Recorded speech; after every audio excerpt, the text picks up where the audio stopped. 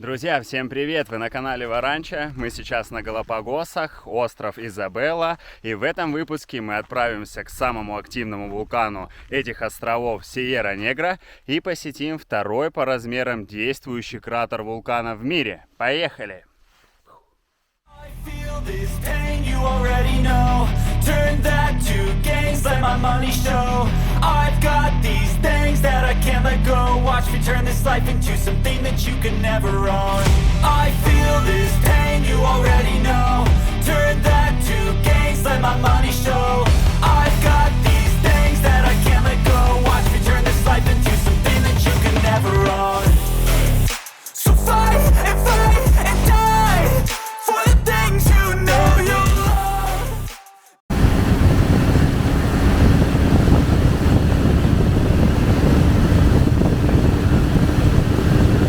Мы сегодня отправляемся к вулкану Сьерра-Негра на острове Изабелла. В общем, нас уже забрали с отеля, привезли к началу трекингового маршрута. Здесь, как обычно, идет дождь. Эта погода нас уже достала. На вот таком тракторе мы сюда приехали. Здесь холодно, мы уже одели дождевик. Я надеюсь, что погода наладится, но потому что это жесть. Там вон ездит трактор, все в тумане. Ну все, мы стартанули наш трекинг. В общем, 8 километров в одну сторону, 8 километров в обратную сторону. Я, конечно, немножко косячнул с кроссовками.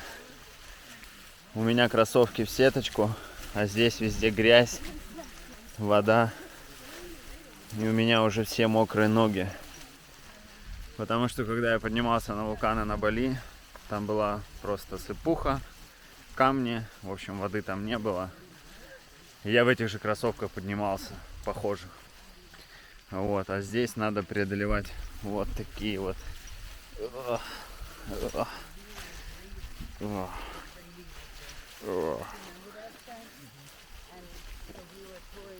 грязь. Ладно, надо просто принять это.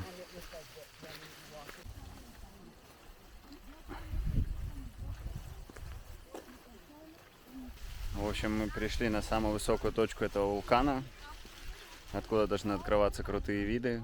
Но, как нас сказал гид, сейчас сезон дождей. Эти дожди. Мне кажется, дело не в сезоне дождей, а в чем-то другом. Но, собственно, отсюда, где вещает гид, должны открываться крутые виды на кратер. И эта точка, это 4 километра мы прошли, нам осталось еще 4 до самого кратера. Сейчас якобы дорога будет идти вниз.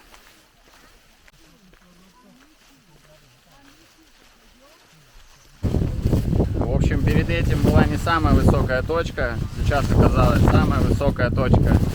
Но здесь опять нифига не видно, поэтому мы решили не останавливаться, пойдем дальше. Возможно, после обеда погода наладится, и мы что-то увидим. Вот здесь должен был открываться красивый вид. Скамеечка, сидишь, любуешься видом на кратер, но ничего нету. Поэтому мы будем идти дальше. Через 2 километра будет последняя остановка.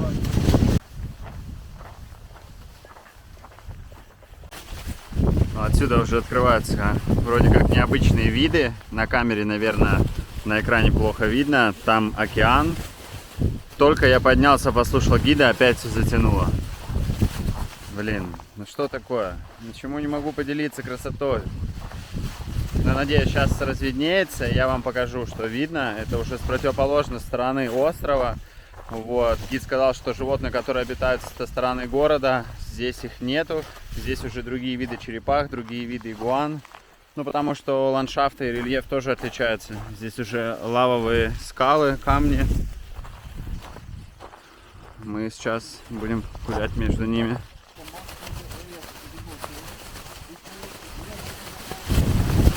Здесь такие необычные дырки. Если засовывать туда руку, там тепло. Здесь не тепло, а вот здесь тепло. Вот я сейчас попробую сюда засунуть руку, и здесь действительно тепло. Там травка растет. Можно греться.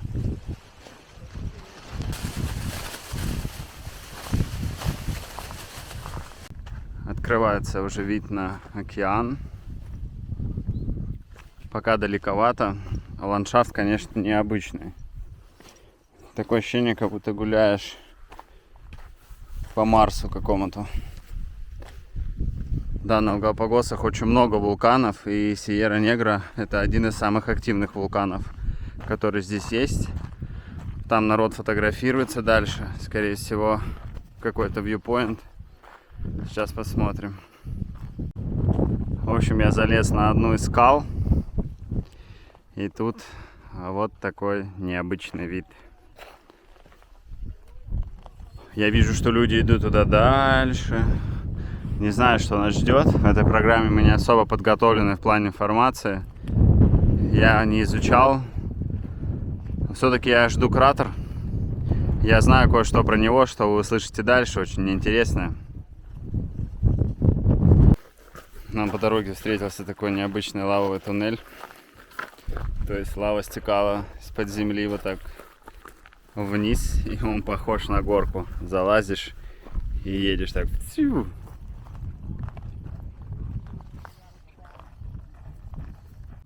Только что узнал от гида пару интересных фактов, которыми с вами хочу поделиться. Когда мы шли по тропе, я обратил внимание, что здесь начинается черная река из камней.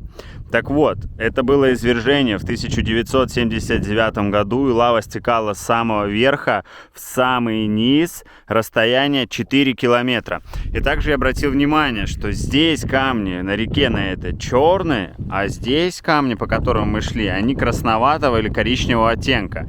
Так вот, гид нам объяснил, что вот это извержение было недавно, грубо говоря, в 1979 году, поэтому и камни еще темного цвета. Чем раньше было извержение, тем краснее и коричневее приобретает оттенок застывшая лава, камни и скалы. Вот такой вот интересный факт. Я даже, в принципе, об этом и не догадывался. То есть, смотрите, еще раз покажу. Вот здесь красноватый оттенок. Мы шли, все было красно-коричнево. Эти извержения старые были, да, то есть это застывшая лава старая. А это застывшая лава уже молодая. Сейчас ближе подойду, чтобы вы посмотрели, что она темного цвета.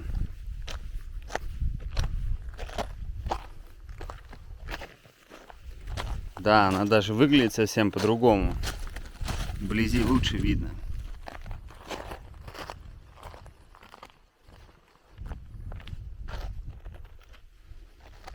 Вот видно по краям красно-коричневый оттенок и черный.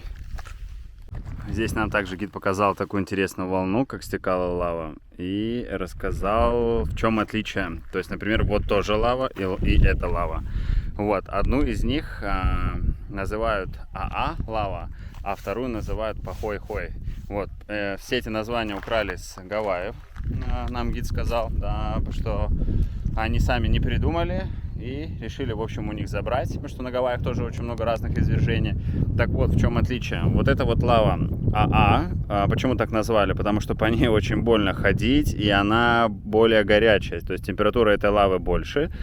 А это Пахой-Хой, я, если честно, не услышал, что это слово значит, но, в общем, это прямая лава, по которой не так больно ходить, и температура этой лавы гораздо меньше, и она стекает как мед, а эта лава, она лопается как пузырьки, так. Ну, в общем, в общем, больно, и Пахой-Хой, в общем, нормально идешь. Вот такая вот небольшая информационная справочка. Здесь по дороге мы нашли огромную дырку. Так, ну давайте в режиме онлайн. Не буду даже нажимать на паузу. В общем, как я понимаю, что это должен быть наш финальный viewpoint. Так, что мы видим? Я уже вижу какую-то зелень красивую. Ой, сколько застывшей лавы. Сейчас я вам постараюсь показать получше. Пару секундочек давайте потерпим.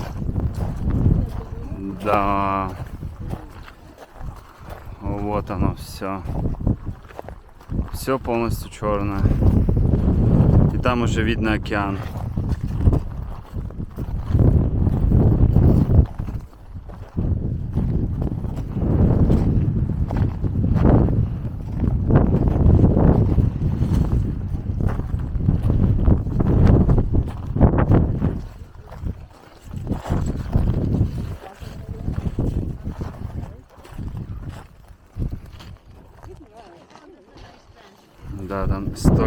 пещер разных.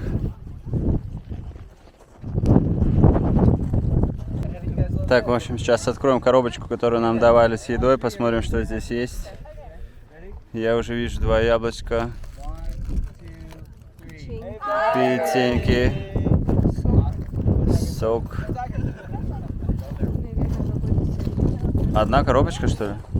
Одна только мне. Не может такого быть. Дай посмотреть, с чем сэндвич. С ветчиной, с помидорами. С сыром. Ну, в общем, хоть что-то дали поесть, да. А еще, может, там что-то нет? Мне вообще кажется, что здесь под землей еще целый мир. Вообще на Галапагосах за последние 200 лет было около 50 вулканических извержений. И вулкан Сьерра-Негра считается самым активным из всех вулканов, которые находятся на Галапагосских островах. Последнее извержение этого вулкана было в 2005 году. Мы идем обратно этой же дорогой. Вот, немножко разведнелось. Хотел показать вам еще раз, скажем так, эту долину славы. А мы продолжаем двигаться обратно.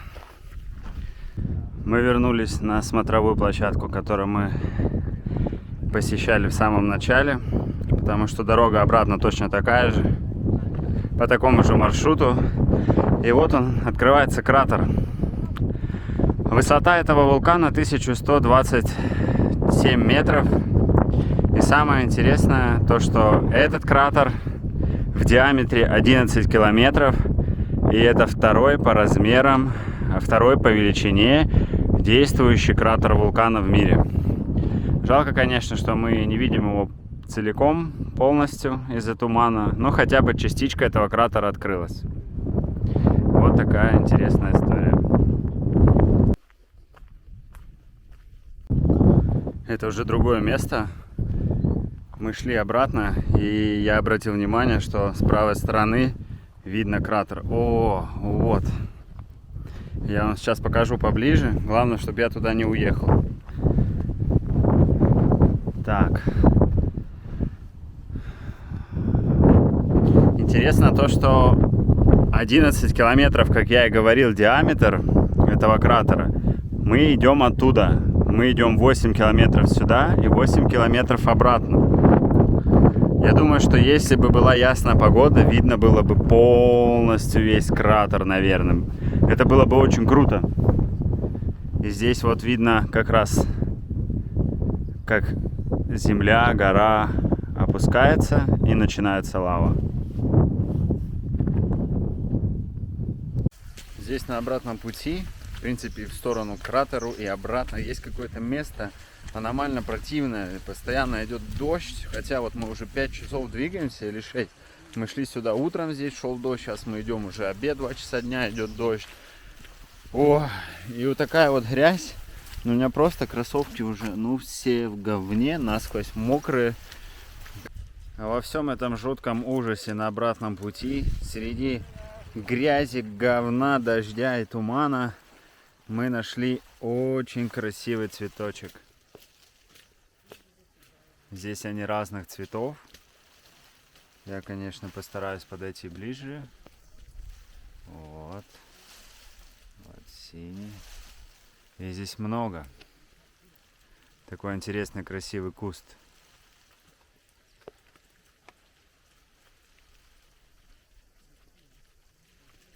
Ну что, друзья, мы уже вернулись на старт, откуда начинался наш трекинг. Продолжает идти дождь. Мы ждем оставшуюся часть группы. Кто-то пришел раньше. Мы здесь с ребятами спрятались, потому что здесь хотя бы не капает, потому что мы и так мокрые насквозь. Там уже стоит наш автобус или грузовичок, или вообще что-то такое. То, на чем мы приехали сюда, уже припаркованный. И наш выпуск подходит к концу. Что я хотел сказать, что каждый сделает для себя свои выводы. Кому-то понравится, кому-то не понравится. Данная программа стоит $35 с человека. Жалко, что мы не увидели второй по размерам кратер действующего вулкана в мире. Но зато мы прогулялись, увидели лавовые туннели, лавовые реки, разные виды лавы. красивые виды, посмотрели растительность, но самая главная проблема это дождь. Нам не повезло с погодой, но ничего. Подписывайтесь на канал, ставьте лайки, спасибо за просмотры, до скорых встреч!